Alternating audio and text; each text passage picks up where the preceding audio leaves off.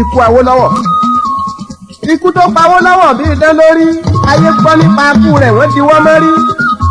Ikú tí wọ́n gbọ́ ní ilé koko tó ká wọn lára ni, ṣùgbọ́n ọ̀rọ̀ kì í dùn ni kójú ẹ̀ ó kù.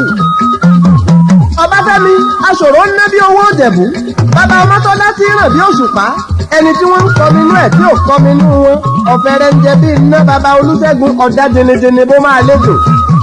Ikú mọ́ lórí aláwọ̀ dúdú lọ, òsínmẹ́dé bí ẹ̀rù, àlùjànnú nínú olóṣèlú àgbáyé, bàbá Olúwọlé gbókìkí rọ̀run ojú dápo, òjò pàpà tí dín sàárè lójú ọmọ Màríà. Mo kékeré kó tó di wẹ́lo, ikú pẹ́ ní ìyàtọ̀ nínú olóṣèlú, ojú dá àbí òdá, ikú pakọni lójú dé, ikú poyè níyì aṣáájú rere. Nǹkan ṣe ṣòkòtò sòdí Nàìjíríà. Ẹ ronú jinlẹ̀ síkú Awólọ́wọ̀ yìí o.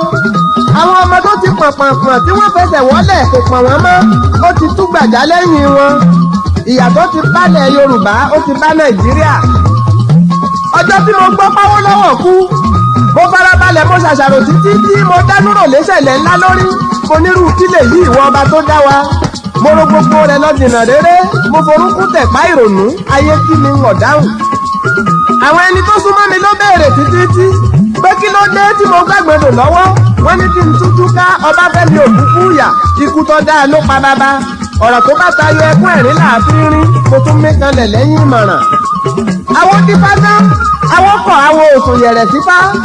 Ẹni bá mo dùn tó wù kó wá wí. Àwọn mìírí títí àwọn òtúmọ̀ ohun tí bá sọ. Kò sí ohun tí bàgbàlagbà nú jẹ́ bí